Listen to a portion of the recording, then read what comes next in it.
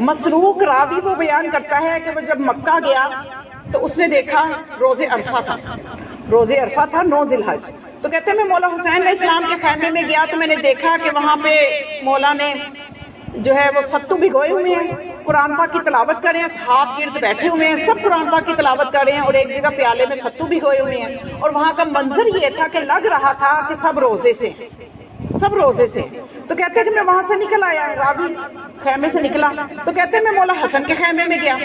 وہاں میں نے جا کے دیکھا کہ دسترخوان بچھا ہوا ہے، اناو اقسام اور کھانے لگے ہوئے ہیں، مختلف اقسام کے لوگ کھا رہے ہیں اور مولا میزبانی کر رہے ہیں۔ تو وہ کہتے ہیں کہ میں گھبرا گیا، میں پریشان ہو گیا کہ وہاں کیا منظر ہے،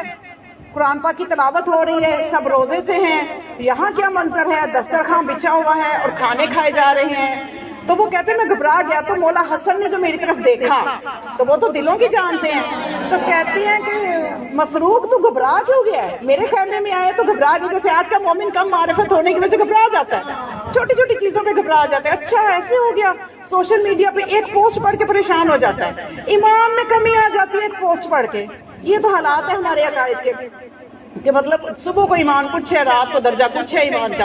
اتنا یہ اس میں ہمیں جب تک سیرت نہیں پڑھیں گے ہم یہی کچھ کرتے رہیں گے اپنے ایمان کے ساتھ، ہمیں معصومین کی سیرت پڑھنی ہے۔ تو مولا نے فرمایا تو گھبرا کیوں گیا، مسروق نے کہا مولا ادھر یہ منظر ہے، روزے دار ہیں اور کھانے افطاری میں کیا ستو بھگوئے ہوئے ہیں اور سب قرآن کی تلاوت، اور یہاں یہ منظر، یہ آپ دونوں بھائیوں کی سیرت میں اختلاف ہے۔ مولا نے فرمایا اختلاف نہیں ہے، بات صرف سمجھنے کی ہے، ہم دونوں بھائی اس امت کے ہادی ہیں، ہدایت ہم نے کرنی ہے، اس امت میں سارے روزے دار نہیں ہیں۔ میں اپنی تشریح آگے کر رہی ہوں، اب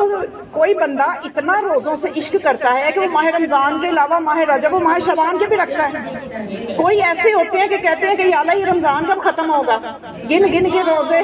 اور روزے کے اندر بھی وقت کو گنا جاتا ہے، اچھا 10 گھنٹے کا رہ گیا، 9 گھنٹے کا رہ گیا، بندوں کی ہر بندے کی اپنی ہمت، اپنی عبادت سے رغبت ہے، تو اب ہر ایک کو ہدایت بھی چاہیے۔ تو مولا نے فرمایا کہ جو روزے دار ہیں، جو زیادہ روزہ رکھنا چاہتے ہیں، جو زیادہ، ان پہ میرا بھائی حسین امام ہے، اور جو خدا کی حلال نعمتوں سے استفادہ کرنا چاہتے ہیں ان پہ میں امام ہوں،